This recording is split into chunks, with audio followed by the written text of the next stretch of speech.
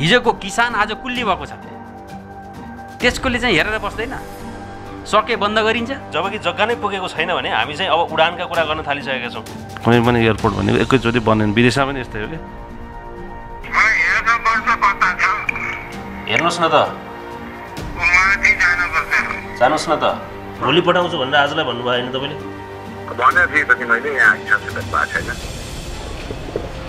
त्यो सूचना अधिकारी चाहिँ क्या टाँसेर राखेको? यत्रो टाइम झुलाइदिन पाइन्छ त सर?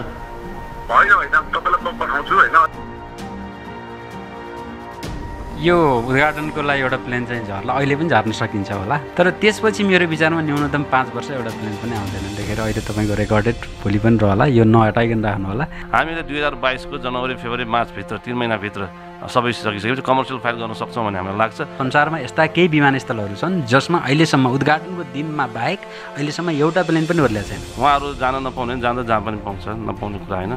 मेरो घरको मेरो बुढी आमालाई 35 दिनभित्र घर छोड भनेर राज्यले चिठी ल्याएको छ। 35 दिनभित्र घर बन्छ नयाँ। एउटा बसिरहेको घर आज पैसा आज मेरो जग्गा अधिग्रहण हुन्छ, 35 दिनभित्र घर छोड भन्न सक्छ, त्यसले पाउँछ।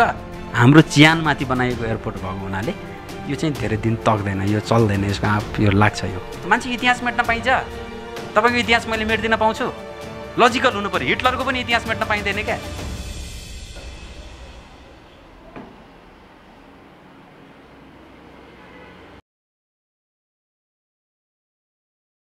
नमस्कार, गण्डकी छड्कीमा स्वागत छ। मेरो नाम अपिल त्रिपाठी हो। पोखरामा क्षेत्रीय अन्तर्राष्ट्रिय विमानस्थल निर्माणको काम धमाधम भइरहेको छ। पोखरामा भइरहेको यो राष्ट्रिय गौरवको आयोजनाको बारेमा पोखराको सञ्चार माध्यमले बेला बखतमा जानकारी गराउनु, त्यसको अपडेट प्रस्तुत गर्नु उचित नै हुन्छ भन्ने हामीलाई लागेको छ। यो सँगसँगै विमानस्थलसँग जोडिएका अन्य थुप्रै पाटा र पक्षहरू छन्। विमानस्थल कहिले सम्पन्न हुन्छ एउटा पाटो हो, विमान चाहिँ कहिले आउँछ भन्ने अर्को पाटो हो, व्यावसायिक उडान चाहिँ कहिले हुन्छ भन्ने अर्को पाटो हो, कस्ता कस्ता जहाजहरू आउँछन् भन्ने अर्को पाटो छ, ती जहाजहरू आएर पोखरालाई के हुन्छ भन्ने अर्को पाटो छ। थुप्रै पाटा पक्षहरू जोडिएका छन्। सँगसँगै विमानस्थलको आवश्यकता र औचित्यको बारेमा पनि कहिलेकाहीँ मानिसहरूले प्रश्न उठाउने अथवा बहस गर्ने गरेका छन्। यो विमानस्थल बनिसके पछाडि पोखरामा विकासको आँधी बेरी आउँछ भन्ने खालको अथवा विकासमा राम्रो फड्को मार्छ पोखराले भन्ने खालको आम मान्छेको बुझाइ छ। त्यो बुझाइमा कति सत्यता छ अथवा हामीले कुन किसिमको अपेक्षा गर्ने हो विमानस्थल बनिसके पछाडि पोखरामा के हुन्छ भन्ने हिसाबले भन्ने अर्को प्रश्न पनि छ। विमानस्थल बनेर को मानिसहरूले लाभ लिन सक्लान् भन्ने एउटा बाटो भयो, तर विमानस्थलको लागि सबैभन्दा बढी योगदान गरेका त्यस क्षेत्रका मानिसहरूको आवाजलाई पनि प्रस्तुत गर्नु मिडियाको दायित्व हुन्छ। विमानस्थलका विभिन्न पाटा पक्षको विषयमा आजको कार्यक्रममा एउटा खास सामग्री तपाईँ समक्ष हामी पेश गर्न गइरहेका छौँ। विमानस्थलमा विमान उड्नै नदिने, त्यसको लागि अन्तिमसम्म प्रयास गर्ने लगायतका विषयहरू पनि आएका छन्। त्यसमा पनि हामी केही विषयवस्तुहरू राख्न गइरहेका छौँ। त्योभन्दा अगाडि आजको पहिलो विषय प्रस्तुत गर्ने अनुमति चाहन्छु। आजको पहिलो विषयको बारेमा म धेरै कुरा बताउन चाहन्न। यो विषय प्रस्तुत गर्न चाहन्छु, तपाईँ आफै त्यसपछि एउटा मूल्याङ्कन गर्नुहोस्, आफै विचार गर्नुहोस्। एउटा 10-12 मिनटको सामग्री छ। यो सामग्री प्रस्तुत गर्नुभन्दा अगाडि म एउटा मात्रै कुरा के भन्न चाहन्छु भने प्रत्येक सरकारी निकाय, सरकारी स्वामित्वमा रहेका निकायहरू, सार्वजनिक सेवा प्रवाह गर्ने निकायहरूमा के भइरहेको छ, कसरी भइरहेको छ, किन भइरहेको छ भनेर जान्न पाउने अधिकार प्रत्येक नेपाली नागरिकलाई छ। मिडियाको कुरा होइन, प्रत्येक एक नेपाली नागरिकलाई छ। नेपाल विद्युत प्राधिकरणका विभिन्न वितरण केन्द्रहरूले खरिद गरेका केही विद्युतीय सामानहरू, जम्मा 5वटा विद्युतीय सामानहरू कतिमा खरिद गरिएको रहेछ भनेर हामीलाई जान्नुपर्ने थियो। कसरी खरिद गरिएको रहेछ भनेर हामीलाई जान्नुपर्ने थियो। किन खरिद गरिएको रहेछ, कोसँग खरिद गरिएको रहेछ भनेर हामीलाई जान्नुपर्ने थियो र त्यो विषयमा हामीले रिपोर्टिङ गर्नुपर्ने थियो। त्यसो भएको हुनाले यी 5वटा सामानहरू कोसँग कतिमा किनेका हौ, जनताले तिरेको महसुलबाट आएको पैसाले खरिद गरिएका यी 5वटा विद्युतीय उपकरणहरू कतिमा कोसँग खरिद गरेका हो भनेर हामीले निवेदन हाल्यौँ। तर अचम्मको कुरा, विद्युत प्राधिकरणका कुनै पनि वितरण केन्द्रहरूले हामीलाई सूचना दिँदैनन्। ती सामान कतिमा खरिद गरिएको हो भनेर किन भन्न नहुने हो विद्युत प्राधिकरणलाई? कोसँग खरिद गरिएको हो भनेर किन भन्न सक्दैन विद्युत प्राधिकरण?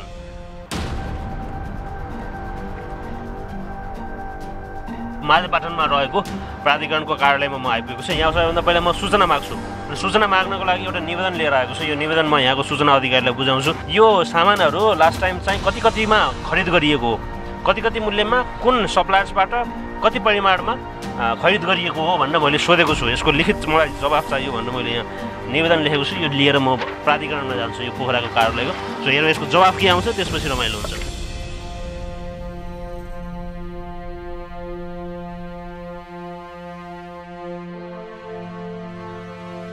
दर्शक यहाँलाई जानकारी गराउँ, मैले नेपाल विद्युत प्राधिकरण पोखरा वितरण केन्द्रसँग गएको शुक्रबार भनेको 6 गते चैतको 6 गते सूचना माग गरेको थिएँ, यहाँ निवेदन दिएको थिएँ चैतको 6 गते। अनि आज हो चैतको 9 गते सोमबार चाहिँ म सूचना लिन भनेर आएँ। 6 गते मलाई सूचना दिइएन, शुक्रबार सूचना दिइएन, शनिबार भइहाल्यो, आइतबार म आइनँ। अहिले सोमबार म 3-4 दिनपछि सूचना लिन आएँ, तर आज पनि सूचना दिएन विद्युत प्राधिकरणले। के कति खर्च भएको छ, के कति मूल्यमा सामान खरिद भएको छ, कुन सप्लायरसँग खरिद गरिएको छ लगायतका सूचनाहरू मागेका छौँ, तर सूचना सहज हिसाबले दिन खोजिएको छैन। सिम्पल चाहने हो भने 5 मिनटमा सूचना दिन सकिन्छ, तर 3 दिन भइसक्यो प्राधिकरणले सूचना दिएको छैन। आज बल्ल दर्ता गरेको छ अरे, निवेदन बल्ल आज दर्ता भयो अरे, शुक्रबार छोडेको निवेदन आज बल्ल दर्ता भयो। चाह्यो भने 5 मिनटमा दिन सकिने सूचनालाई के कारणले प्राधिकरणले रोकिरहेछ र विभिन्न खालको बहाना गरिरहेछ। हेरौँ कुरौँ, आज चाहिँ निस्किन्छु म यहाँबाट। दर्शक यहाँलाई यो पनि जानकारी गराउँ कि गएको शुक्रबार नै हामीले पोखरा वितरण केन्द्रसँग मात्र होइन, लेखनाथ वितरण केन्द्रसँग पनि यही प्रकृतिको सूचना माग गरेका थियौँ, निवेदन दिएका थियौँ कि जनताले तिरेको महसुलबाट आएको पैसाले किनिएका सामानहरू कतिमा किनेका हो र कोसँग किनेका हो, यति कुरा हामीले माग गरेका थियौँ। तर लेखनाथ वितरण केन्द्रले पनि कुनै सूचना दिँदैन। आज सोमबार हो, सूचना दिने कुरा त छोडिदिनुहोस्, यी दुईवटै कार्यालयहरूले शुक्रबार दिएको निवेदन सोमबारसम्म दर्ता नै गरिदिएनन्। अब हामी कास्की जिल्ला मात्र होइन, कास्की बाहिरका जिल्लाहरूमा पनि जान्छौँ। कास्की बाहिरका जिल्लाहरू तनहुँ, पर्वत, बागलुङ वितरण केन्द्र, म्याग्दी वितरण केन्द्र र तातोपानी वितरण केन्द्रसँग पनि यी सामानहरू कोसँग कतिमा किनेका हो, यो सूचना हामी माग गर्न गइरहेका छौँ। निवेदन हामी उनीहरूसँग पठाउँदैछौँ। तपाईँ सूचना अधिकारी हुनुहुन्छ तनहुँ वितरण केन्द्रको? मलाई एउटा सूचना चाहिएको थियो, मैले केमा पठाउँ हजुरलाई? केमा पठाउँ? मलाई मेल आइडी अथवा केही दिनुभयो भने? हजुर सरले इमेल आइपुग्यो कि पुगेन एकचोटि कन्फर्म गरिदिनु होला मलाई है। हस्, थ्याङ्क यू। म गण्डकी टेलिभिजनबाट अपिल त्रिपाठी बोलेको सर। तपाईँ सूचना अधिकारी हुनुहुन्छ पर्वतको? त्यसैले मैले भर्खरै पर्वतको प्राधिकरण र तनहुँको प्राधिकरण दुवैलाई मेल गरेको छु, सूचना पाऊँ भनेर। त्यो निवेदन लेखेको निवेदन मैले मेल गरेको छु भर्खरै। सो के रिप्लाई आउँछ, कहिले आउँछ, दिन्छन् कि दिँदैन रिप्लाई, हेरौँ। विद्युत प्राधिकरण बागलुङ वितरण केन्द्रसँग पनि मैले सूचना माग गर्ने विचार गरेँ। उहाँको नम्बर कति हो? हेर्नुहोस् न त, जानुहोस् न त। म यहाँ गण्डकी टेलिभिजनबाट बोलेको हजुर। मलाई एउटा सूचना चाहिएको थियो। त्यो सूचना चाहिँ अनि मलाई भोलिसम्ममा प्रोभाइड गरिदिनु न हजुर।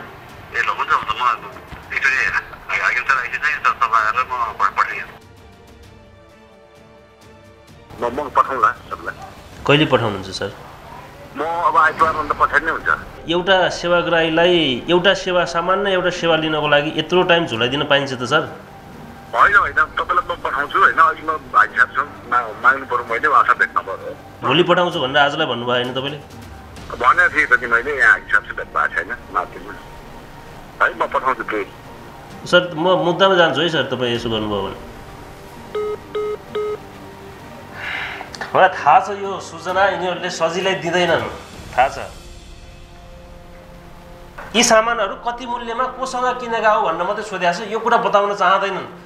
कुनै पनि कार्यालय बताउन चाहँदैनन्। यसको कारण के हो? यो भित्रको रहस्य के हो? म बताउँदिनँ अहिले। मैले हिजो एउटा सूचना माग गरेको थिएँ सर, के भयो होला सर? त्यसको यता हाम्रो हाकिम सर आइसी चाहिँ सल्लाह गरेर पठाउने भन्नुभएकोले अब सर फर्किँदै हुनुहुन्छ। फर्किएपछि लगत्तै अनि कसो हुन्छ अनि सल्लाह गरेर अनि पठाउने। हाकिम साहब चाहिन्छ सर। त्यो सामान्य त्यो 5वटा सामान कतिमा खरिद गरे हो भन्ने कुरा हाकिम साहबसँग सोधिरहनु पर्छ र तपाईँको लेखासँग तपाईँको स्टोरसँग सोधेर पठाउनु हुँदैन सर? त्यो त हो, तर सरले चाहिँ अब त्यसो भन्नुभएकोले चाहिँ अब जे भने पनि मलाई लाग्दैन यिनीहरूले दिन्छन्। कति धेरै कुरा सोध्नुपर्ने छ त, तपाईँहरू त दिनभरि सोधेर मात्रै बस्नुपर्छ होला त्यसरी त। त्यस्तो त नहोला सर। अब सार्वजनिक चाहिने विषयलाई लिएर दिन मिल्ने कुराहरू फेरि हामीलाई नै किन दिइस् भन्ने पर्यो भने त फेरि हामी पनि फेरि के उत्तर दिने भनेर 5वटा सामानको मूल्य मागेको छु मैले। 5वटा सामानको मूल्य 5 मिनटमा हेरेर सकिन्छ। 5 मिनटमा प्रभाव हुने सेवा छ। सर कहिले पाउँछु सर भन्नुहोस् त? अब टाइम 2-3 दिन लाग्ला सर बढीमा। त्यो सामान चाहिँ त्यो कार्यालयले किनेको छ अनि त्यो कार्यालयमै सूचना अधिकारीको व्यवस्था छ। सूचना अधिकारी त्यही कार्यालयमा छ। प्रत्येक कार्यालयमा सूचना अधिकारी छ। त्यो सूचना अधिकारी चाहिँ क्यान टाँसेर राखेको। कसैले बताउन चाहन्नन् यो सामान कतिमा किनेको हो भनेर। कोही बताउन चाहँदैनन्। विभिन्न बहाना बनाइरहेका छन्। अब हामीले पोखरा वितरण केन्द्र र लेखनाथ वितरण केन्द्रलाई निवेदन दिएको गएको शुक्रबार हो। आज बिहीबार भइसक्यो। अर्को शुक्रबार आउन लागिसक्यो। ती कार्यालयहरूमा हामी अन्तिम पटक जाँदैछौँ सूचना माग गर्नको लागि लेखनाथ वितरण केन्द्र र पोखरा वितरण केन्द्रसँग। हेरौँ,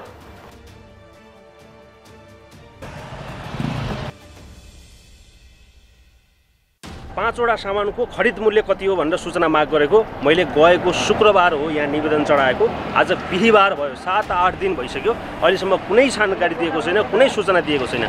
5 मिनटको काम 5 दिनभन्दा बढी 7 दिनसम्म लगाएको छ। तर अहिलेसम्म केही अत्तो-पत्तो छैन। सूचनाको हक सम्बन्धी ऐन 2064 को धारा 7 ले के भन्छ भने तत्काल सम्भव हुने सूचना तत्काल उपलब्ध गराउनुपर्छ। यो तत्काल सम्भव हुने प्रकृतिको सूचना हो। मात्र 5 मिनटमा यो सूचना उपलब्ध गराउन सकिन्छ। तर सूचना उपलब्ध गराएको छैन। यदि तत्काल सूचना उपलब्ध गराउन सकिँदैन भने के कति कारणले सूचना उपलब्ध गराउन नसकिएको हो त्यसको औपचारिक जानकारी कार्यालयले निवेदकलाई दिनुपर्दछ। तर अहिलेसम्म कुनै औपचारिक जानकारी विद्युत प्राधिकरणको पोखरा वितरण केन्द्रले मलाई दिएको छैन। अब म फेरि यो कार्यालयमा आउँदिनँ। त्यसको अरू कानुनी प्रक्रिया छन्, त्यसअनुसार म अगाडि बढ्छु। आज अन्तिम पटक म यहाँको हाकिम साहबसँग रिक्वेस्ट गर्छु।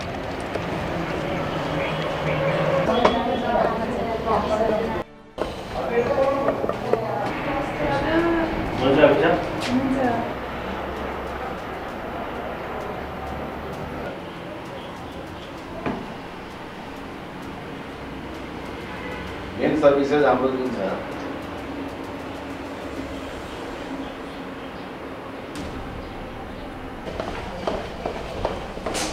र आज पनि सूचना पाइएन दर्शकबिन। म आज पनि बिना सूचना ऋतुवाद फर्केको छु विद्युत प्राधिकरणबाट। सिम्पल कुरा छ, 5वटा सामान कतिमा किनेको? जनताले प्राधिकरणलाई तिरेको महसुलबाट खरिद गरिएका सामानहरू कतिमा खरिद गरिएको हो यति मात्रै हो सोधेको। दिँदैन। किन नदिएको होला? किन नदिएको होला? म भन्दिनँ अहिले किन नदिएको छ। म अहिले भन्दिनँ। एक्चुअली लास्ट टाइम लेखनाथ वितरण केन्द्रमा पनि जाउँ।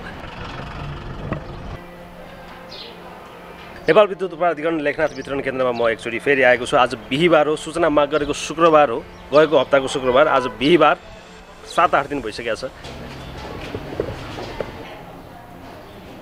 परितोष कुमार चौधरी यहाँको कार्यालय प्रमुख, लेखनाथ वितरण केन्द्रको कार्यालय प्रमुख। उहाँलाई चाहिँ यो बोर्डमा बाहिर भनेर देखाइएको छ। हाकिम साहब हुनुहुन्न?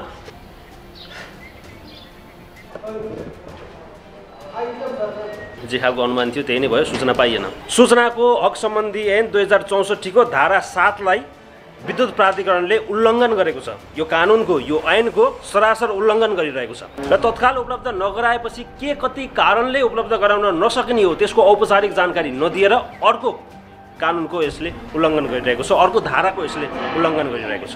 एउटा मिडियालाई सामान्य एकदमै सिम्पल प्रकृतिको सूचना दिनको लागि किन यसरी आनाकानी गरिरहेको छ, किन विभिन्न बहाना बनाइरहेको छ भनेर मैले तपाईँलाई अहिले बताउन्न।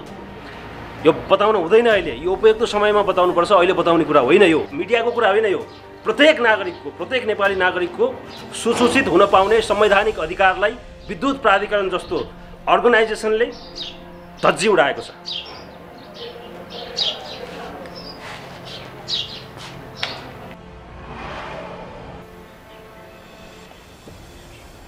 दर्शन विद्युत प्राधिकरणका जुन वितरण केन्द्रहरूसँग हामीले जुन खालको सूचना माग गरिरहेका थियौँ त्यो सूचना प्राप्त हुन सकेन, त्यो सूचना पाइएन भनेर हामी विद्युत प्राधिकरणको यो प्रादेशिक कार्यालयमा आयौँ।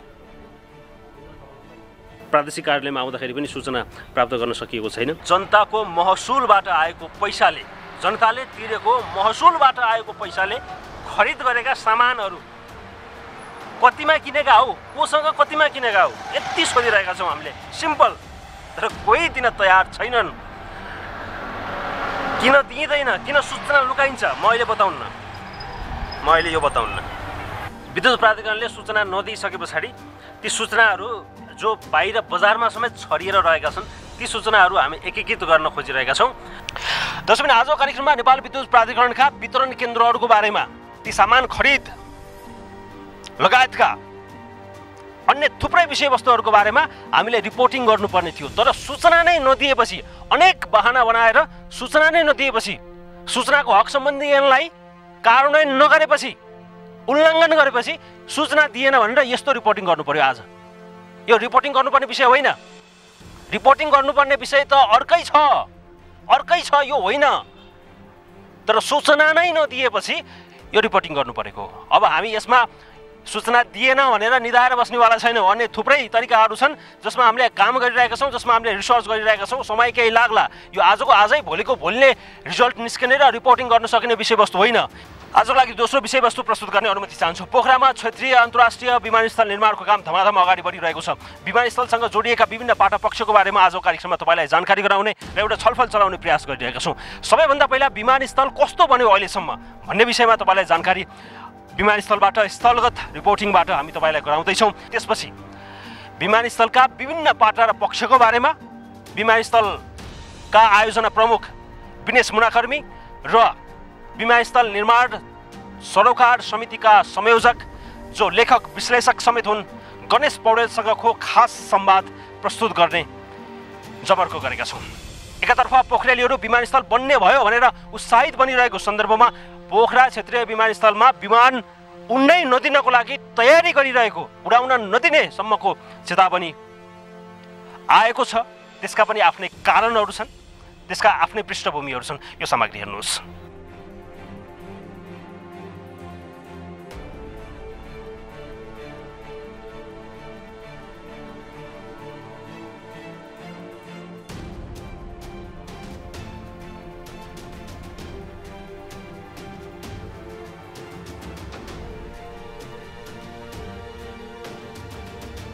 दर्शक राष्ट्रिय गौरवको आयोजना भनेर व्याख्या गरिएको पोखरा क्षेत्रीय अन्तर्राष्ट्रिय विमानस्थलको यो आयोजना स्थलमा, काम भइरहेको आयोजना स्थलमा हामी छौँ।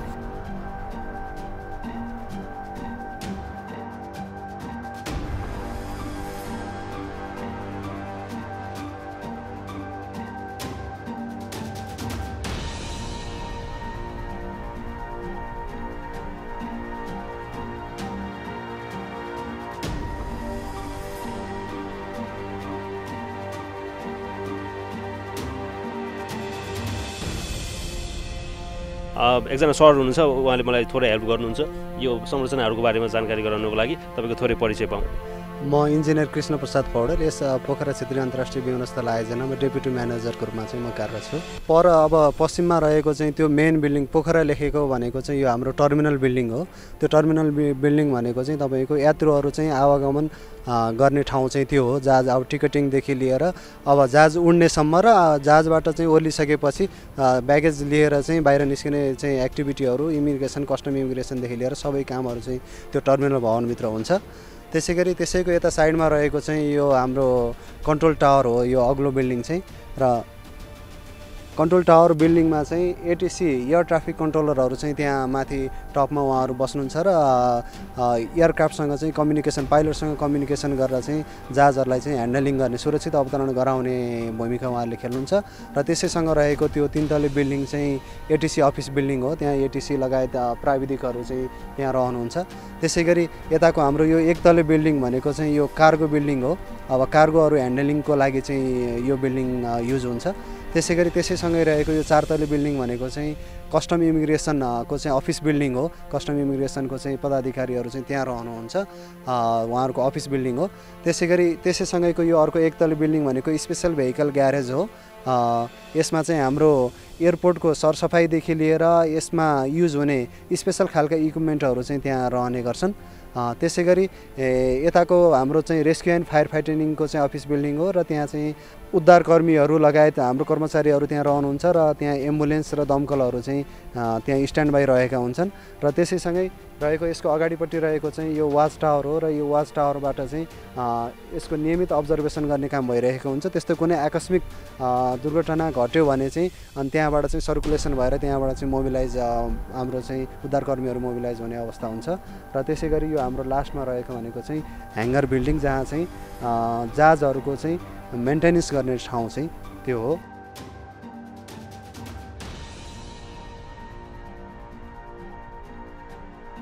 र हामीसँग हुनुहुन्छ पोखरा क्षेत्रीय अन्तर्राष्ट्रिय विमानस्थल जनसरोकार समितिका संयोजक गणेश पौडेल। हामीसँग हुनुहुन्छ पोखरा क्षेत्रीय अन्तर्राष्ट्रिय विमानस्थलका आयोजना प्रमुख विनेश मुनाकर्मी। आजकल बजारतिर गाईको सुन्न थालिएको छ, चाँडै नै क्षेत्रीय अन्तर्राष्ट्रिय विमानस्थलको उद्घाटन हुँदैछ। सम्माननीय प्रधानमन्त्रीले उद्घाटन गर्ने कार्यक्रम तय हुँदैछ, त्यो चाँडै नै केही समयमा नै हुँदैछ भन्ने कुरा छ।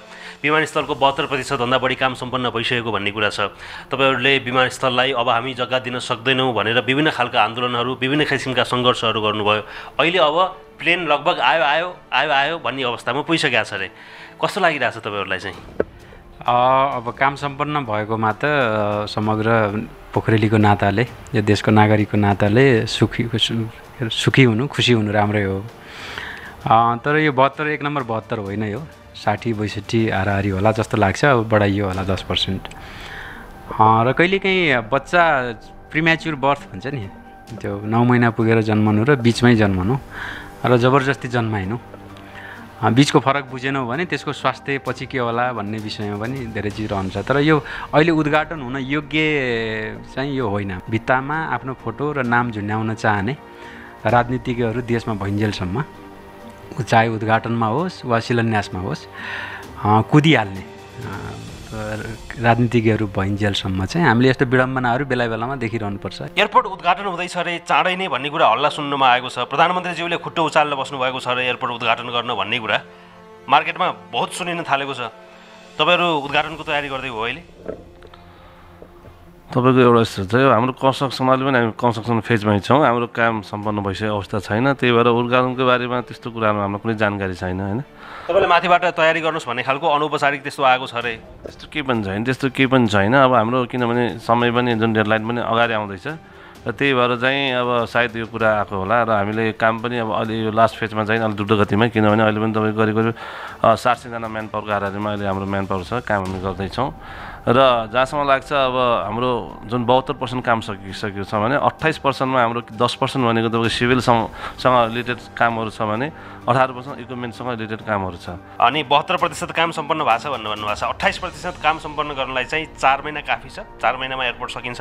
अब यस्तो छ, यो चाहिँ तपाईँको 4 महिनामा अलिक मुस्किलै छ, गाह्रो छ होइन। तर अहिलेसम्म पनि 4 महिना बाँकी हुँदा पनि निर्माण कम्पनीबाट हामीलाई म्याद थपको कुराहरू जुन एउटा तयारी गरिरहेको छ भने हामीलाई खबर आएको छ भने त्यस्तो चिठीहरू अहिलेसम्म आएको अवस्था छैन। र उहाँहरूले चाहिँ अब पक्कै पनि किनभने यो 28% काम भनेको 4 महिनामा सकिने काम पनि होइन, किनभने ठुलो प्रोजेक्ट 22 अरबको प्रोजेक्टको 4% 28% भने धेरै कुरा हो। अब जग्गा चाहिँ सामान्यतः पुगेको छैन भन्ने कुरा तपाईँले किन पुग्दैन भन्नुहुन्छ भने, जस्तो अब यिनीहरूको ग्यासोलिन पेट्रोलको लागि इन्धन राख्ने ठाउँ चाहियो होइन। आयल निगमले एउटा ठाउँ खोज्छ, त्यो पर्याप्त छैन भन्ने सुन्नमा आइरहेको छ। 2.5 किलोमिटरको रनवे छ, 3 किलोमिटरको रनवे भएको भए एउटा अन्तर्राष्ट्रिय लेभलको एउटा निश्चित स्ट्यान्डर्ड मेन्टेन गर्थ्यो। अब अन्तर्राष्ट्रिय भन्दा त दिल्लीबाट गोरखपुरबाट प्लेन आएर बस्यो भने पनि अन्तर्राष्ट्रिय भन्न पर्यो, त्यो त एउटा कुरा रह्यो। तर मलाई लाग्दैन यो अन्तर्राष्ट्रिय विमानस्थललाई चाहिने पूर्वाधारहरूमा यो न्यून एकदम कम छ। यसमा एक त रनवे नै सानो छ र सुरक्षा लगायतका मापदण्डहरू पुरा छैनन्। जग्गा अधिग्रहण चाहिँ लास्ट टाइम तपाईँसँग मैले कन्भर्सेसन गर्दाखेरि चाहिँ 104 रोपनी जग्गा अधिग्रहण गर्ने भनेर मन्त्री परिषदले निर्णय गरेको भर्खर थियो। त्यो बेलामा तपाईँ अनौपचारिक हिसाबले के पनि भन्दै हुनुहुन्थ्यो भने यो 104 रोपनी पनि पुग्दैन, यतिले पनि पुग्दैन, एयरपोर्टलाई जग्गा अरू पनि चाहिन्छ भनेर तपाईँले भन्नुभएको थियो। त्यो बेला चाहिने अहिले नचाहिने त भएको छैन होला, त्यो बेला चाहिएको जग्गा अहिले पनि चाहिएको छ होला भनेपछि एयरपोर्टलाई जग्गा नै पुगेको छैन भन्ने कुरा बुझिन्छ यसरी। जबकि जग्गा नै पुगेको छैन भने हामी चाहिँ अब उडानका कुरा गर्न थालिसकेका छौँ, अधिग्रहणको कुरा गर्नुपर्ने बेलामा अझै अब यस्तो छ तपाईँलाई के भन्छ भने तपाईँको कुनै पनि एयरपोर्ट भनेको एकैचोटि बन्दैन विदेशमा पनि यस्तै हो कि फेज वाइज हुन्छ होइन र यहाँ जहाँसम्म लाग्छ अहिले जुन एउटा निर्माण व्यवसायीले 4D क्याटेगोरीको विमानस्थल बनाउँदैछन् होइन हाम्रो भनौँ न एउटा हाम्रो कार्यक्रम अनुसार र त्यसको लागि अहिलेको जग्गाले हामीलाई यहाँ त्यो अहिलेको जग्गा पनि मैले के भन्छ जम्मा हामीले चाहिँ थप हामीले 30 मिटर चौडाइ र 1 किलोमिटर लम्बाइमा हामीले त्यो जग्गा अधिग्रहण गरेका छौँ यति भइसकेपछि त्यहाँ एउटा हाम्रो ILS इक्विपमेन्ट बस्छ ग्लाइड पाथ जसले जहाजलाई ग्लाइड गर्न मद्दत गर्छ जहाजलाई चाहिँ ठिक ठाउँमा ठिक लाइनमा ल्याउन चाहिँ जहाजलाई चाहिँ मेसेजिङ गरेर जहाज उडान अवतरण सुरक्षित हवाई उडान अवतरण गर्न सहयोग पुर्याउँछ यदि भइसकेपछि यहाँ जहाज आउँछ तपाईँलाई त एयरपोर्टै मन परेको छैन नि खासमा यहाँ एयरपोर्ट बनाउनै हुन्थेन भन्ने पक्षको मान्छे हो नि तपाईँ त होइन पहिला हो अब बनिसकेकोमा त्यो भन्नु मैले उपयुक्त छैन एयरपोर्ट बनिसक्यो अन्तर्राष्ट्रिय नभए पनि पोखराको विमानस्थल अहिले जुन विमानस्थल त्यहाँ चलिरहेको विमानस्थल छ हाम्रो त्यही पनि त साँगुरो थियो सहरको मध्यभागमा थियो होइन उपयुक्त थिएन अब काठमाडौँ पोखरा सामान्य दिल्ली होइन गोरखपुरसम्म जान भए पनि यतिको एयरपोर्ट बन्यो ठिकै छ भन्यो भने त्यो अर्थबाट चाहिँ मैले उपयुक्त लिएको छु यहाँबाट म लन्डन जाउँला वा अमेरिका जाउँला भन्ने समय क्षेत्रीय जोडिएको छ त्यहीमाथि पनि होइन क्षेत्रीय भन्नुको अर्थ यो इन्टरकन्टिनेन्टल यात्रा यहाँबाट हुँदैन एसियाभित्रकै त्यो पनि साउथ एसियन र गल्फसम्मका केही देशसम्म भइदिए राम्रो हो भन्ने हो अब गल्फ किन बजारै पुग्दैन तपाईँले त यो हुँदाहुँदै यो एयरपोर्टलाई चाहिँ त्यही उतापट्टिको एयरपोर्ट चाहिँ यतापट्टि सर्या हो भन्ने हिसाबले डिफाइन गर्नुभयो एकदम भएको नै त्यही नै हो तपाईँले हेर्नु होला त्यो हुने नै त्यही हो र ढिलो चाँडो केही वर्ष चाहिँ देखाउनको लागि भयो नि गल्फतिरसम्म केही जहाजहरू उड्लान् तर मलाई लाग्दैन यहाँबाट त्यो यो हुँदैन त्यो हामीले जाने सामान्य केही क्षेत्रहरू अब बनारससम्म उड्ला जाला बनारसको फ्लाइट पनि रेगुलर भइराखेको छ दिल्ली जाला किन दिल्लीको पनि यहाँबाट प्यासेन्जरहरू पाइएला नत्र तपाईँले त्यसलाई नै अन्तर्राष्ट्रिय त मान्न त पर्यो 6 महिनाभित्र 6 महिना जति लाग्छ होइन 6 महिनाभित्र लाग्छ र त्यसपछि चाहिँ नि अब हामीले सबै प्यारलली जाँदैछौँ कि काम पनि यता हुँदैछ कार्यदलको काम पनि भइरहेको हुन्छ र अब आयो तपाईँले सोधे जस्तै फ्लाइटको चाहिँ नि होइन अपरेसनको कुराहरू आएको छ त्यसमा चाहिँ तपाईँको एयरलाइन्सको पनि यसो मेजर रोल एयरलाइन्सको हुन्छ किनभने टिकट बुकिङदेखि लिएर अब जब कि यो तयार हाल्नु उनीहरू टिकट बुकिङ सुरु गर्नुपर्छ पूर्वाधारको रूपमा यसको मापदण्डहरू पुग्छ कि पुग्दैन एउटा चिज एउटा सुरक्षासँग सम्बन्धित चिज र अर्को सबैभन्दा महत्त्वपूर्ण चिज रुट लगायतको चिजहरू अर्को ठाउँमा जाला अर्को सबभन्दा महत्त्वपूर्ण कुरा चाहिँ के हुन्छ भन्दा आवश्यकतासँग चिज के बुझ्नुभयो नि जस्तो अन्तर्राष्ट्रिय विमानस्थल भनेर खोलिएका संसारमा यस्ता केही विमानस्थलहरू छन् जसमा अहिलेसम्म उद्घाटनको दिनमा बाहेक अहिलेसम्म एउटा प्लेन पनि ओर्लिएको छैन श्रीलङ्कामै छ त्यस्तो उदाहरण होइन मैले नाम बिर्सेँ गोल गर्नुभयो भने पत्ता लगाउन सक्नुहुन्छ यस्ता धेरै एयरपोर्टहरू संसारमा बनेका छन् जो बनिए तामझामपूर्ण रूपमा बने तर पछि एउटा प्लेन पनि त्यहाँ ओर्लिएन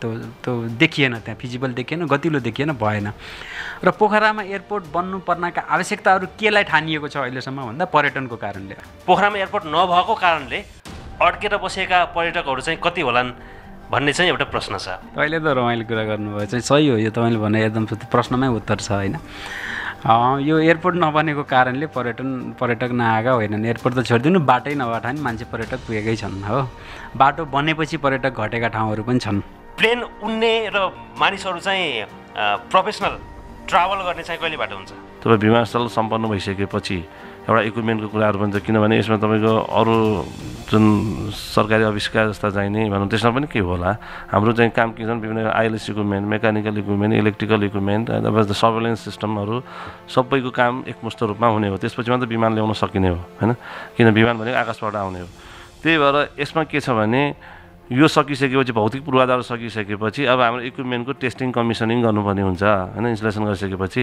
त्यसको लागि केही महिना लाग्छ 2 महिना 3 महिना लाग्छ त्यसको लागि त्यसपछि अब त्यति मात्र नभएर यो तपाईँको विभिन्न स्टेक होल्डरहरू यसमा सम्बन्धित हुन्छ होइन र त्यस्तै भनौँ यसमा चाहिँ तपाईँको अब इमिग्रेसन कस्टम अब सेक्युरिटी त्यसपछि एयरलाइन्स त्यसपछि क्वारेन्टाइन लगायतका सबै चाहिँ नि स्टेक होल्डरसँग हामीले समयसँग बसेर उहाँहरूको पनि तयारी हाम्रोमा तयारी भएर उहाँहरूको पनि तयारी गराउनु पर्ने हुन्छ त्यसै भएर हाम्रो नेपाल नागरिक उड्डयन प्राधिकरणबाट एउटा कार्यदल गठन भइसकेको अवस्था छ ताकि चाहिँ अब यो चाहिँ हाम्रो काम पनि अब किन मेजर काम त सकिसक्यो हाम्रो काम पनि सँगसँगै जाओस् र उहाँको तयारी पनि सँगसँगै जाओस् विभिन्न स्टेक होल्डरसँग गर्नुपर्ने बैठक मिटिङ मिलाउनु पर्ने कुराहरू भनौँ त्यसपछि इमिग्रेसन कस्टमका कुराहरू विभिन्न उनीहरूको पनि अब त्यहाँ हाम्रो उनीहरूले पनि भिजिट गरेको अवस्था छ अहिले भिजिट गरेर उनीहरूको पनि चाहिँ अब विभिन्न कमेन्टहरू दिइरहेछ अब त्यो हामीले गरिरहेछौँ उहाँको कमेन्ट लिएर त्यसलाई हामी सुधार त्यो उहाँको कमेन्ट अनुसार हामीले त्यसलाई पनि मोडिफाई गरिरहेछौँ तपाईँले जुन मापदण्डको कुरा गरिरहनु भएको छ अन्तर्राष्ट्रिय विमानस्थलको लागि चाहिने मापदण्डहरू त्यसलाई चाहिँ ठ्याक्कै 1 2 3 भनेर भनिदिनुहोस् न अलि पोइन्टमा यसलाई बुझ्ने गरेर।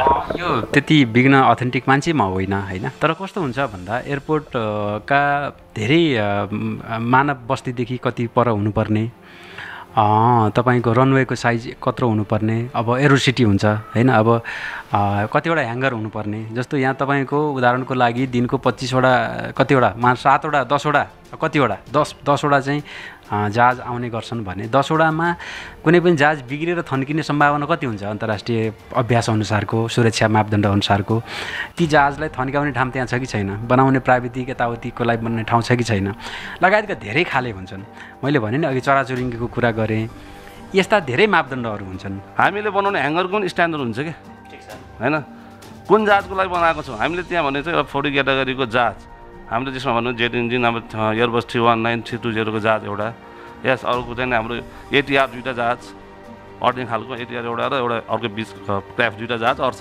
त्यसमा हामीसँग नक्सा छ तपाईँलाई म देखाइदिउँला।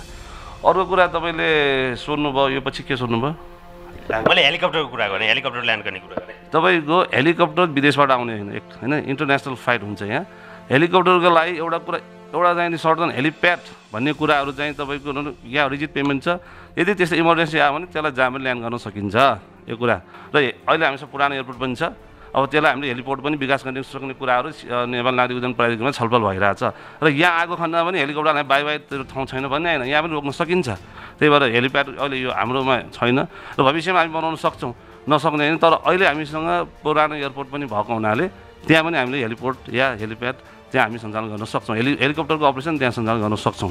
सामान्य रूपमा तपाईँले अहिले उद्घाटन गर्ने तत्कालै तातो हतारो छ ल्यान्डफिल्ड साइट नजिकै छ होइन 2-3 किलोमिटरको आसपासमा ल्यान्डफिल्ड साइट छ। अब यहाँ चाहिँ जहाज आइहाल्ला भनेर मानिसहरूले अपेक्षा गरेका छन् जेनरली त त्यहाँनिर तपाईँको ल्यान्डफिल्ड साइट छ यो ल्यान्डफिल्ड साइटको माथितिर चिल गिद्धहरू घुमिरहेछन् यो ल्यान्डफिल्ड नसारिकन त जहाज उड्ने सम्भावना प्रोफेसनल्ली हुँदैन होला सिम्पल हामीले देख्ने कुरा चाहिँ फेरि ल्यान्डफिल्ड साइट अगाडि हुनुहुन्न भनेर हाम्रो डकुमेन्ट हाम्रो स्ट्यान्डर्ड हाम्रो म्यानुअलमा लेखेको छ आइकेआमा त्यही भएर त्यो चाहिँ नि कम्तीमा पनि तपाईँको सहरबाट 11 किलोमिटर पर होइन 11 देखि 13 किलोमिटर कुनै 13 किलोमिटर भनौँ 13 किलोमिटर पर राख्नुपर्छ भन्ने छ यहाँ 2-3 किलोमिटरमा छ त्यो हटाउनै पर्छ हामीले पनि बनाएको छौँ होइन त्यो नहटाएसम्म किनभने तपाईँको चराको क्रियाकलाप बढी हुन्छ होइन त्यही भएर यसमा हामीले पटक यहाँ आएको म आएको सालदेखि नै चिठी दिएका छौँ हामीले 4 पटक चिठी पठाइसकेँ र अन्तमा चाहिँ लास्टमा चाहिँ नि एउटा उहाँहरूसँग एउटा हामीले फिल्ड भिजिट पनि गरेका छौँ र त्यो उपयुक्त ठाउँ पनि हामीले भनिसकेको अवस्थामा सायद उहाँहरूले अब त्यहाँ हामी गर्छौँ भन्ने किसिमले लिखित त छैन होइन उहाँहरूले चाहिँ अब हामी लाग्छौँ भन्ने किसिम तर हामीले पत्राचार गर्दा त्यो चाहिँ तोकेर गराएको छौँ हामीले रिटर्नमै दिएका छौँ कि तपाईँले हामीलाई भिजिट गराएको ठाउँ चाहिँ उपयुक्त छ त्यही भएर अगाडि बनाउने ल्यान्डफिल्ड साइटलाई द्रुत गतिमा स्थानान्तरण गर्नुको लागि चाहिँ नि सहयोग गरिदिनु हुन लेखेका छौँ र त्यही भएर चाहिँ यो चराको अरू पनि छ चरा भगाउने हामीसँग विभिन्न अरू डिभाइसहरू हामी राख्न सक्छौँ विभिन्न कलर आवाजहरूको कुराहरू हुन्छ। विमानस्थल चाहिँ विकासको लागि हाम्रो जस्तो देशको विकासको लागि चाहिँ यो बहुआयामिक हुँदैन बरु सडक नै त्यसको लागि उपयुक्त हुन्छ हाम्रो जस्तो देशमा सडक बन्यो भने चाहिँ सडकले जनताका दैनिकसँग जोडिएका धेरै आवश्यकताहरू जरुरतहरूलाई पुरा गर्छ भन्ने हिसाबले तपाईँले व्याख्या गर्नुहुन्थ्यो कुनै सन्दर्भमा यसलाई अलिकति डिफाइन गरिदिनुहोस् आज। एकदम रमाइलो यो त यो सोध्नै पर्ने र भन्नै पर्ने कुरा हो जस्तो हाम्रो पोखरा जस्तो निजगढलाई काठमाडौँसँग जोडेर जसरी हेरिएको छ हाम्रो सबैभन्दा नजिकको सबैभन्दा महत्त्वपूर्ण सांस्कृतिक क्षेत्र भनेको लुम्बिनी हो र लुम्बिनीको नजिकै के अरे के भन्छ भैरवामा अन्तर्राष्ट्रिय विमानस्थल गौतम बुद्ध अन्तर्राष्ट्रिय विमानस्थल अन्तिम चरणमा निर्माणको अन्तिम चरणमा छ। यदि तपाईँले एरिया डिस्टेन्स भनेको बिलो 100 किलोमिटरभन्दा तलको क्षेत्रलाई त एउटै सहर मान्ने चलन छ। तपाईँको पोखरादेखि उता के भन्छ भैरवासम्मको सडक एकदमै राम्रो होइन 6-7-8 लेनको कतिको सडक चाहिने हो फास्ट ट्र्याक होइन एक्सप्रेस इन्डियाको एक्सप्रेस हाइवे क्वालिटीको सडक बनाउन सकिन्थ्यो यहाँ टनल खनेर बनाउन सकिन्थ्यो र त्यसको लागि अहिले 25-26 अरब यहाँ जुन खर्च गरिएको छ 25-26 किलोमिटरको मात्रै भए पनि पूर्वाधार त्यहाँ बनाउने हो भने हामी यहाँबाट भैरवा 1 घन्टामा पुग्न सक्छौँ 1 आवर ड्राइभ 1 घन्टाको ड्राइभको नजिकै अर्को अन्तर्राष्ट्रिय विमानस्थल भएको हो संसारमा कुनै एउटा यस्तो देश वा ठाउँ देखाउनुहोस् मलाई। पहिला त इन्टरनेसनल एयरपोर्ट हो यो भनेर एप्रुभ हुनु पर्यो सर्टिफाई गर्नु पर्यो होला कसैले सर्टिफाई गर्नुपर्छ होला होइन यसलाई अन्तर्राष्ट्रिय विमानस्थलको मान्यता प्रदान गर्नुपर्दछ होला त्यसपछि न अरू इन्टरनेसनल एयरलाइन्सहरू चाहिँ उडानको लागि आउने होला। तपाईँको सर्टिफाइड पनि हो एउटा कुरा। त्योभन्दा अगाडि हामी टेस्ट फ्लाइट पनि गर्छौँ होइन। टेस्ट फ्लाइट गरेपछि अनि त्यो अरू प्रोसेसमा जान्छ र जहाँसम्म लाग्छ हामीले जुलाईसम्म भित्रमा चाहिँ टेस्ट फ्लाइट गर्ने हिसाबले हामी टार्गेट बनाएको छौँ। निर्माण व्यवसायलाई त्यही हिसाबले तयारी गर्नु भनेको छ, केही इक्विपमेन्टहरू इन्स्टलेसन चाँडै गर्नु भनेको छु। त्यो हिसाबले चाहिँ हाम्रो त्यो सकिसकेपछि तपाईँलाई भनेको अब सर्टिफाइडको प्रोसेसमा जान्छौँ भने टिकटिङदेखि लिएर हरेक कुरा 3 महिना अगाडि त्यो एयरलाइन्सले गर्नुपर्ने कुरा हो।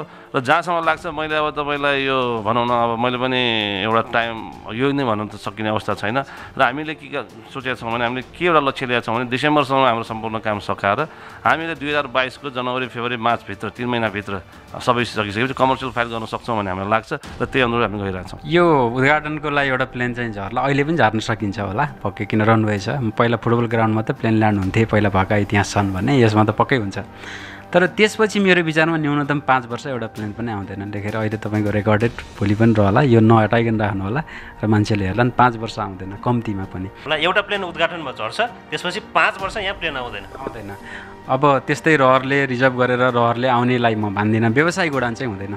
र मैले त किन भनिराखेको छु भन्दाखेरि त्यो एकदम सजिलो भने जस्तो फ्याट्ट आज गाडी के अरे रोडवे बने जस्तो होइन क्या, रोड जस्तो गाडी आइहाल्ने भन्ने पनि होइन। त्यसका विविध चिजहरू हुन्छन्। प्लेन भने एउटा सजिलै ल्याउन सकिएला, तर सधैँ त हुँदैन, त्यो भने जस्तो सजिलो हुँदैन। उताको एयरपोर्टको यता सिफ्ट हुन लगायत विभिन्न कुराहरू छन्। अब तपाईँले भने जस्तो ह्याङ्गर यति एउटा सानो ह्याङ्गर छ होइन, त्यस्तो ह्याङ्गरले भोलि हरेक एयरलाइन्स चाहिँ आफ्नो ह्याङ्गर खोज्छ। को एयरलाइन्सले यहाँ कन्ट्र्याक्ट गर्नु पर्ला, आफ्नो जहाजहरू पार्किङ गर्नुपर्छ, कहाँ लगेर पार्किङ गर्ने, कतिवटा प्लेन पार्किङ गर्न मिल्ने ठाउँ छ यहाँ, कतिवटा ह्याङ्गर बिग्रियो भने कतिवटा प्लेनले एकसाथ चाहिँ मर्मतमा जान पाउने ठाउँ छ। आयल डिपो जुन जहाजले इन्धन भर्नुपर्ने रिजर्भमा राख्नुपर्ने छ, त्यहाँ कति तेल अट्छ, कतिवटा जहाजलाई भर्न पुग्छ, त्यो कहाँ छ, रनवेदेखि कति टाढा छ, मानव बस्तीदेखि कति नजिक टाढा छ। अन्तर्राष्ट्रिय विमानस्थलको पूर्ण रूपमा बन्नको लागि यो जग्गा पर्याप्त छैन भन्ने कुरा भित्रैका साथीहरूले भनिराख्नु भएको छ भने अब मैले त्यसलाई होइन भन्ने कुरो चाहिँ रहन। अनि एउटा जुन यो एयरपोर्ट 4 क्याटेगोरी एयरपोर्ट बनाउँछु भनेर एउटा इन्स्पेक्सन रिपोर्ट फिजिबिलिटी स्टडी भएको थियो, त्यो हिसाबको जग्गा यतिले पुग्छ, त्यो हिसाबले यहाँ उडान आउँदैन हुन्छ। मान्छेहरूले चाहिँ उसको जग्गा गएको थियो त्यहाँ, त्यही भएर चाहिँ यो प्लेन आउँदैन उड्दैन हुँदैन भन्दै हिँडेको छ भन्छन् क्या। लोकतन्त्रको एउटा गुण हुन्छ, एकजना मान्छे मात्रै पनि पीडित छ भने एकजना मान्छे पीडित छ र संसार त्यो देशका सम्पूर्ण जनता त्यसबाट लाभान्वित हुन्छन् भने पनि त्यो एकजनाको माग सम्बोधन हुनुपर्छ। त्यही भएर हामीले लोकतन्त्र ल्याएको हो। यहाँ हामी निरङ्कुश तन्त्र ल्याएको होइन, पेल्न पाइँदैन कसैलाई पनि, तर हामीलाई पेलियो एकजनालाई होइन, म व्यक्तिलाई मात्रै होइन। यहाँ 4500-5000 रोपनी जग्गा अब लगभग अधिकरण हुन्छ। 5000 रोपनी अनुमान गर्नुहोस् मा कति चाहिँ 4वटा गाउँ विस्थापित भयो। म एउटा व्यक्ति गणेश पौडेल भएको होइन। अहिले तपाईँले पोखरेली कृषि छ जहाँ जेठो बुढो जिनुवा के अरे पहेँले धान फलाउने कुँडर फाँटलाई आबाद गरेको पुर्खाको पुस्ता हो। म 600 वर्षदेखि म यहाँ बसिरहेको छु। म मात्रै बसेको छैन, मेरो पिता पुर्खाको पसिना यहाँ बसिरहेको छ। मेरो गाउँ नै मेरो पहिचानै विस्थापित भएको छ। मैले त्यहाँ चौर राखेको थिएँ, मैले पोखरी खनेको थिएँ, मेरा पुर्खाहरूले खनेका थिए, मैले चौतारो बनाएको थिएँ, मेरा सम्पदाहरू थिए। मेरो सम्पत्ति र सम्पदा बिचको फरक अघि मैले भनेको थिएँ नि त। हामीले त्यहाँ सांस्कृतिक सम्पदाहरू चाहिँ जगेर्ना गरेका थियौँ, त्यसको क्षतिपूर्ति खोइ मेरो मैले भने नि पोखराको कहाँ पाइन्छ 1,35,00,000 कहाँ पोखराको कुन ठाउँमा पाइन्छ 90 लाख दिएको छ अहिले कतिपय साथीहरूको। 15 रोपनी जग्गाको अहिलेसम्म पनि मुआवजा दिएको छैन, प्रति रोपनी 29 लाखको दरले लिन आइज भनिरहेको छ। 29 लाखको दरले के अरे पोखरामा कहीँ 1 रोपनी जग्गा पाइन्छ? अनि यो रिसाए भन्न पाइन्छ? जबसम्म हामी त्यति बायस्ड हुनु पनि हुँदैन कि एकजना मान्छे मात्रै पनि अन्यायमा परेको छ भने र त्यसको माग सुनवाई भएन भने त्यो लोकतन्त्र होइन। र यो कारणले म देशमा लोकतन्त्र छैन भनेर बारम्बार भनिरहनेछु। मैले मुआवजा बुझि पनि सकेँ, पीडित भएर पनि बुझेँ, पीडित हुँदा नबुझेर भन राज्यसँग लडेर साध्य छैन हो। बन्दुक तेर्साउला, जेल हाल्ला, साध्य हुँदैन त सधैँ गरेर लडियो, आफ्नो कुरा राखियो, मिडिया मार्फत राखियो, नेताहरू मार्फत राखियो, तर सुनवाई भएन। नभएपछि पनि लिनु त पर्यो, जति दिएको छ लिनु त पर्यो। तर म बाँचुन्जेलसम्म यो एयरपोर्टले जनमारा एयरपोर्ट हो, यसले नागरिकको न्यूनतम आवास अधिकारको हनन गरेको छ, सम्पत्ति अधिकारको हनन गरेको छ, सांस्कृतिक अधिकारको हनन गरेको छ। त्यो कारणले यो अमानवीय एयरपोर्ट हो। अमानवीय काम जति सम्पन्न भए पनि अरबपतिले मान्छे मार्न पाउँछ? अरबपतिले थप्पड हान्न पाउँछ बाटोमा मान्छेलाई? सम्पत्ति कमायो भने जे पनि गर्न पाइन्छ? सारा पोखरीले धनी भयो भने पनि एकजना मान्छे मात्रै पीडित गरेको भए पनि यो चाहिँ अमानवीय काम। यसको जरो र यसको किलो, यसको जरो र किलो केमा छ? अमानवीयतामा, मान्छेको रगत पसिना माथि खेलवाड गरेर बनाइएको एयरपोर्ट हो क्या। तर यसको जग, अपमानको जगमा र नागरिक अधिकारको उल्लङ्घन गरेर होइन त्यो जग यसको गतिलो छैन। जग गतिलो नभएपछि त्यो नैतिक जग होस् कि भौतिक जग होस्, गतिलो छैन भने ढिलचाँडो भत्किन्छ। यो भत्किन्छ। अब तपाईँ भत्किन्छ भन्नाले भत्किन्छ भन्नुको अर्थ मैले भने नि कुनै पनि चिजको नैतिक र भौतिक जग हुन्छ क्या। यसको भौतिक जग फाउन्डेसन बलियो होला, तर नैतिक जग जुन यो जनअधिकारलाई चिहान बनाएर क्या, चिहानमाथिको एयरपोर्ट हो यो, हाम्रो चिहानमाथि बनाइएको एयरपोर्ट भएको हुनाले यो चाहिँ धेरै दिन तक्दैन, यो चल्दैन, यसको यो लाग्छ। यो राज्यले गर्नुपर्थ्यो चाहिँ के, राज्यले गर्नुपर्थ्यो के? यहाँ चाहिँ यो पहिला सुरुमा जति अधिग्रहण गरिएको थियो त्यतिमा मात्रै एयरपोर्ट यहाँको स्थानीय रूपमा एयरपोर्ट बनाउनु पर्थ्यो। जेको लागि एयरपोर्ट बनाइएको थियो त्यो बेला त्यही एयरपोर्ट बन्नु पर्थ्यो। 28 सालमा बनेको एयरपोर्ट अन्तर्राष्ट्रिय विमानस्थलको लागि बनेको होइन। किन बढाइयो त? अन्तर्राष्ट्रिय विमानस्थल थेक्नलाई किन नचाहिँदो एउटा विमानस्थल अन्तर्राष्ट्रिय विमानस्थलको लागि अधिकृत भएको होइन। लोकल एयरपोर्ट त किन चाहियो त? लोकल एयरपोर्ट त यहाँ छँदैछ, काम चलि नै रहेको छ, भइ नै रहेको छ, ठिक छ त। फेरि यहाँ दुईवटा एयरपोर्ट त किन बनाउनु पर्थ्यो? त्यो एयरपोर्टले सुरक्षासँग सम्बन्धित डाँडाको नजिक थियो होला, विविध कारण थियो होला, यता त्यो एयरपोर्ट सार्न पनि सकिन्थ्यो होला, अथवा त्यसको त्योभन्दा अलिक ठाउँ चाहियो, खुल्ला ठाउँ चाहियो। तात्कालीन अवस्थामा पञ्चायतकालमा भन्नुहुन्छ भने सहरदेखि टाढा चाहियो भनेर, यो त गाउँ हो पहिलाको, हेर्नु सहरदेखि टाढा चाहियो भनेर बनाएको हो क्या।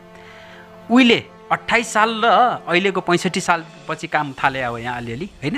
अहिलेको 77 सालसम्म आइपुग्दाको कथा एउटै हो त। त्यसै कारणले त त्यो बेलामा लोकल एयरपोर्ट चाहिएको थियो। अब अहिले चाहिँ त्यसको 50औं वर्ष पछाडि, 40-50 वर्ष पछाडि अन्तर्राष्ट्रिय एयरपोर्टको आवश्यकता महसुस गरियो र एयरपोर्ट बन्यो। त्यो बेला लोकल एयरपोर्ट चाहिएको थियो, अहिले हाइवे चाहिन्थ्यो क्या, एउटा कुरा। दोस्रो कुरा अघि तपाईँले भनेको र मैले भन्न बिर्सेको एउटा कुरा भनौँ, म यदि त्यो निकायमा हुन्थेँ भने एयरपोर्ट बन्न दिन्थिनँ। मिल्थ्यो भने जनताको जग्गा जनतालाई फिर्ता गर्थेँ, नभएदेखि पनि सबै पोखरीको हित हुने सिटी फरेस्ट बनाउने हो कि, सिटी प्लानिङ गर्ने हो कि, ठुलो युनिभर्सिटी राख्ने हो कि, र अर्को पनि के हुनसक्थ्यो तपाईँले म भनौँ, म अहिले पहिला मात्रै होइन, अब कुनै दिन म मात्रै होइन, जति पनि यसबाट पीडित भएको मान्छे छ, राज्यले जबरजस्ती हामीलाई हाम्रो सामाजिक सम्बन्ध, संस्कृति, जग्गा जमिन सबै जबरजस्ती कब्जा गरेका जति पनि नागरिक छ, त्यो मान्छे कुनै पनि निर्णायक तहमा पुगेको दिन यो एयरपोर्ट बन्द हुन्छ। भोलि म पुग्न सकौँला नि राजनीतिक रूपमा, सक्दिनँ, मेरो अधिकार छैन, पुगौँला नि त। पुग्दाको दिनमा प्रयास चाहिँ हुन्छ क्या, यो अनुपयुक्त छ र त्यसको क्षतिपूर्ति त्यो बेला पनि हुन्छ। यस्तो छ, मान्छे मरेको 500 वर्षपछि पनि क्षतिपूर्ति भएको छ, दिएको छ। म मरेपछि पनि मेरो सन्तानहरूले त्यसको क्षतिपूर्ति पाउनुपर्छ। हामीमाथि चाहिँ जबरजस्ती लादिएको हो, यो जबरजस्ती नै लादिएको र नागरिक अधिकारको चाहिँ चरम दुरुपयोग गरेर त हत्या गरेर घाँटी निमोठेर बनाइएको के। तपाईँ अलि बढी पूर्वाग्रही सुनिनु भयो अहिले त। हामी त यो क्षेत्रको आदिवासी हो कि, आदिवासीको परिभाषा राज्यले संविधानले के राखेको छ मलाई थाहा छैन। यहाँको खयरको जङ्गल फाँडेर मेरा पिता पुर्खाले नङ मोट्याएर होइन, कहाँदेखि यहाँको औलो खाएर, यहाँको मलेरिया खपेर आबाद गरेको क्षेत्र हो। क्षतिपूर्ति छोडिदिनुहोस्, क्षतिपूर्तिको अर्थ के हुन्छ? त्यसको अर्थ हुन्छ तपाईँले त्यसको न्यूनतम मुआब्जा जति बजार मूल्यमा त्यस बापत उसले बिहोर्नु परेको क्षति समेत थपेर दिन्थ्यो भने यहाँ त न्यूनतम मूल्य पनि दिएन। हिजोको किसान आज कुल्ली भएको छ, त्यसकोले चाहिँ हेरेर बस्दैन।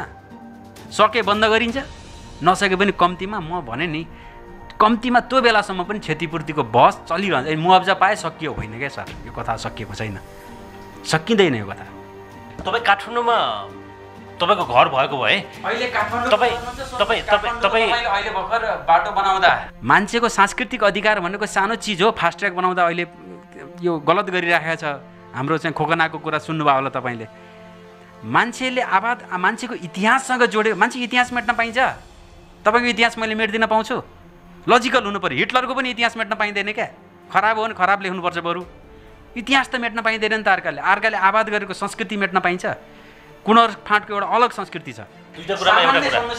सामान्य छोड्नुहोस् ल, मेरो जग्गा अधिग्रहण गरेर राज्यले तिर्न सकेन, गरिब भयो, अर्को कुरा मानौँला, सकिँदैन। यहाँको जसको अधिग्रहण परेको छ त्यो नागरिकलाई एउटा घर एक रोजगारी दिन सक्दैन राज्यले? क्षतिपूर्तिका अरू उपायहरू हुन सक्दैनन्? जबरजस्ती नै गरेको हो क्या, न्याक नै खोज्या हो यो।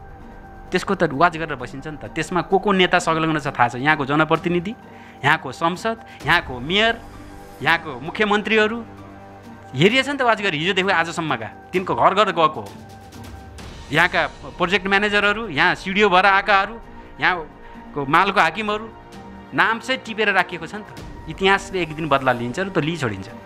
तपाईँले बिचमा एकचोटि भन्नुभयो एउटा प्लेन अहिले उद्घाटन गर्दाखेरि आउला ल्याइएला ल्यान्ड गरिएला त्यसपछि 5 वर्षसम्म यहाँ आउने सम्भावना देख्दैन तपाईँले मापदण्डहरू म एउटा कुरामा भनिहालौँ हामीले एउटा होमवर्क गरिरहेका छौँ यो क्षेत्रमा हिजोदेखि 4500 रोपनी जग्गा परेका मध्येका साराका समस्याहरू मैले टाइप गरिराखेको छु व्यक्तिगत रूपमा बनाइरहेको छु र त्यो हवाई उड्डयनसँग सम्बन्धित रहेका अन्तर्राष्ट्रिय निकायहरूमा यो एयरपोर्टले हामीलाई अन्यायपूर्वक नागरिक अधिकारको हनन गरेर यस्तो यस्तो कारणले हामीलाई जबरजस्ती गरेको राज्यले पनि सपोर्ट नगरेको हुनाले यो एयरपोर्टमा हाम्रो चाहिँ तपाईँले मान्यता नदिनु होला भनेर हामीले पठाउँछौँ त्यो अन्तर्राष्ट्रिय निकायहरूमा पनि हामीले पत्राचार गर्छौँ र त्यो त्यसको कारबाही के हुन्छ मलाई थाहा छैन होइन होला तरिका होला तर हामीले त्यसै छोड्दैनौँ हेर्नु त्यसै लडाइँ छोड्दैनौँ तपाईँले 5 वर्ष 10 वर्ष लाग्ला एयरपोर्ट आउनु यदि देशमा न्याय पाइएन भने जाने ठाउँ छन् नि त देशले न्याय दिएन भने अन्तर्राष्ट्रिय निकाय छन् नि त त्यहाँ पनि पुग्छौँ हामी पुग्दैछौँ बनाइरहेको छु मैले अहिले सबैको यसलाई मान्यता दिने निकायहरू यसलाई चाहिँ नदेऊ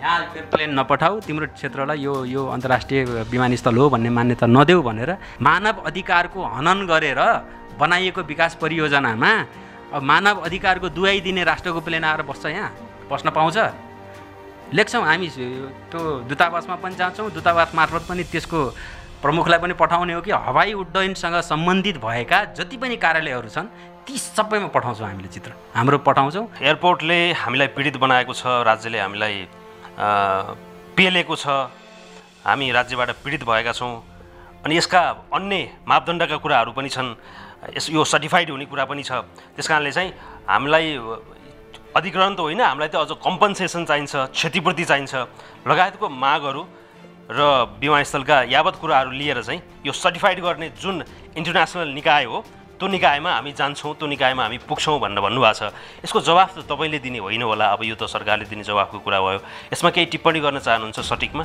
उहाँहरूले त हामी प्लेन उडाउन दिँदैनौँ हामी त यो प्लेन उड्न हुँदैन भनेर चाहिँ यसको अनुमति दिने ठाउँमा अथवा यसलाई सर्टिफाई गर्ने ठाउँमा पुग्छौँ भनेर उहाँहरूले अर्को किसिमको तयारी गरिरहनु भएको छ अहिले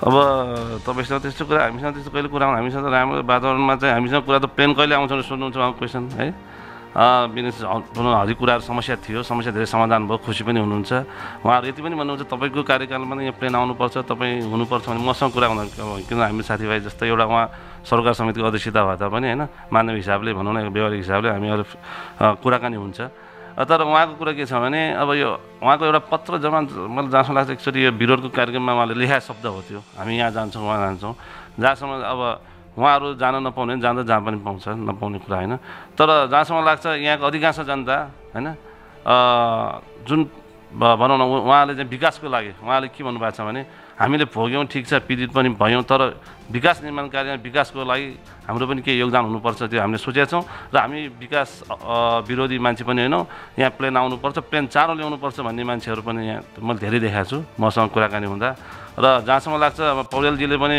सायद त्यो एउटा मैले त्यो शब्द त्यहाँ देखाएको थिएँ तपाईँलाई पनि भन्नुभयो होला अब उहाँले पनि मेरो विचारमा यो एउटा पोखरेली सम्पूर्ण केही अब म यो भन्दिनँ होइन पीडितको कुराहरू भन्दिनँ किनभने यो मलाई थाहा छैन यो केसमा तर सम्पूर्ण यो पोखरेलीमा त नेपालकै राष्ट्रिय गौरव नेपालकै गौरव आयोजना त्यसमाथि पनि पोखराको विकासको लागि यो चाहिँ मूल ढोका किनभने त्यसपछि तपाईँको टुरिज्म चाहिने अब क्रियाकलापहरू बढ्ने किन विदेशीहरू बढी आयो भने र यसले कुनै न कुनै असरले के सबै होटल व्यवसाय जस्तो टुरिज्म व्यवसाय यिनीहरूले मात्रै लामिटो होइन कि कुनै कुनै हिसाबले तपाईँको रोजगार सृजनादेखि लिएर हरेक कुराहरू हुन्छ यहाँ मात्र होइन कि बाहिर तपाईँको होटलहरू बढ्यो भने विभिन्न तपाईँको आर्थिक गतिविधि बढ्यो भने होइन र सम्पूर्ण जनता पोखरेली जनताहरू लामिट हुन्छ भन्ने मलाई लाग्छ र यो एयरपोर्ट यहाँ बन्नु भनेको एउटा कुरा कस्तो भने तपाईँ पोखराको लागि किनभने पोखरालाई कस्तो टुरिस्ट डेस्टिनेसनमा पनि काठमाडौँ पछिको सेकेन्ड भन्छन् होइन र जहाँसम्म लाग्छ सरकारले नेपालको लागि नै यहाँ एयरपोर्ट बन्नु भनेको एउटा चाहिँ नि तपाईँको ठुलो उपलब्धि हो जस्तो मलाई लाग्छ एयरपोर्ट जसरी नै रोकिन्छ उन्न दिन्न प्रयास गरिन्छ मलाई के लाग्दैन भन्दा संसार त्यति बिघ्न कुरूप छैन हाम्रा नेता कुरूप भए हाम्रा प्रशासकहरू कुरूप भए भन्दैमा संसारका सबै मान्छे कुरूप छैनन् हैन मानव अधिकारको हनन भयो भने एउटा देशको मात्र घटना हुँदैन त अन्तर्राष्ट्रिय घटना हुन्छ भन्ने विश्वास मलाई छ त्यसका उदाहरण पनि संसारभरि मैले देखेको छु र ती ठाउँहरू मलाई थाहा छ र ती ठाउँहरूमा म पत्राचार गर्छु अरबौँको प्रोजेक्ट भन्दा हाम्रा बरु सिँचाइका परियोजनाहरू खत्तम बनाइए संरचना यहाँ भएका विकासका संरचना समेत खत्तम बनाइए हाम्रा बाटाहरू खत्तम बनाइए हामीले किसानको ठाउँमा सिँचाइको कुलाहरू खत्तम बनाइए टेलिफोनका तार चुडालिए, इन्टरनेटका तार चुडालिए, बेला बेलामा अझै पनि अवरुद्ध भइरहन्छ कहिलेकाहीँ कतिपय कन्डिसनमा। तर हामीले न्यूनतम यत्रो क्षति बेहोरेको ठाउँमा एउटा चौतारो बनाइदिउँ गाँठे, त्यो भित्र एउटा मन्दिर थियो बाहिर बनाइदिउँ गाँठे, तिनीहरू पढ्ने एउटा स्कुल छ त्यहाँ एउटा कोठा बनाइदिउँ, 3टा बेन्च हालिदिउँ गाँठे, भएन सर। तपाईँ क्षतिपूर्तिको कुरा छोड्नुहोस् क्या, जग्गा अधिग्रहणको कुरा छोड्नुहोस्। त्यो हामीलाई कसरी जबरजस्ती, मेरो घरको मेरो बुढी आमालाई 35 दिनभित्र घर छोड भनेर राज्यले चिठी ल्याएको छ। 35 दिनभित्र घर बन्छ नयाँ। एउटा बसिरहेको घर आज मेरो जग्गा अधिग्रहण हुन्छ, 35 दिनभित्र घर छोड भन्न सक्छ, त्यसले पाउँछ? आवास अधिकार छैन राज्यको? कहाँ जान्छ बुढी आमा? अर्काको घरमा डेरा बस्न नमान्ने बुढी आमाहरू कहाँ जान्छन्? राज्यले त्यो घर बनाउने अवधिसम्म अथवा अर्को व्यवस्थापन नहुँदासम्मको अवधिसम्म कम्तीमा बस्न दिनु पर्दैन? साधारणभन्दा साधारण संवेदनशीलता पनि देखाएको छैन क्या। ल यो देखाएँ भनेर तपाईँले भनिदिनुहोस्, यो चाहिँ त गरिदिएको होइन र तपाईँलाई एयरपोर्टले, यो बाटो तपाईँले एयरपोर्टले बनाइदिएको होइन, यो स्कुलको भवन एयरपोर्टले बनाइदिएको होइन, यहाँ स्वास्थ्य चौकी बनाइदिएको होइन, अथवा यो तपाईँको यो मान्छेलाई यतिजनालाई रोजगारी दिएको होइन।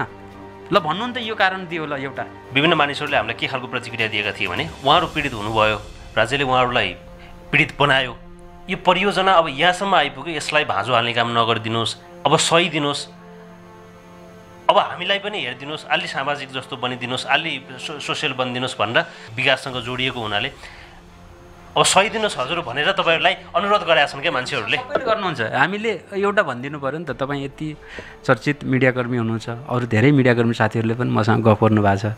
ल भन्नु नि त, हामी जनताले एयरपोर्टको निर्माणलाई असर गर्ने के काम गऱ्यौँ? कहिले अवरोध गऱ्यौँ? कहिले बाटो छेक्यौँ ट्रकको? कहिले आगो लायौँ? कहिले सिडिओ कार्यालय घेर्न गयौँ? भन्नु नि त एउटा। त्यो गर्नु भएन तपाईँहरूले त। अवरोध हामीले गरेको नैतिक दबाब हो, नैतिक दबाब पनि नदे भन्न पाइन्छ? होइन, त्यो त तपाईँहरूले आफ्नो आवाज राख्नु भएको छ। र आवाजले नै मान्छेहरू तर्सिरहेको छ त। यो पनि यो जायज माग राख्यो, यो जायज मागले पनि समस्या पार्ने, यो जायज माग पनि नराखिदिए हुन्थ्यो। त्यो सहेर बस भनेर कुनैले सल्लाह दिन मिल्छ? लोकतन्त्रमा त अन्यायमा परिस्, तँलाई चाहिँ अमानवीय व्यवहार भयो, तेरो अधिकारको हनन भयो, सहेर बस्थे, तँलाई बोक्सीको आरोप लायो, तँलाई दिशा खुवाइयो, आजलाई सहिदे, तँमाथि बलात्कार भयो, छोडिदे भन्न मिल्छ?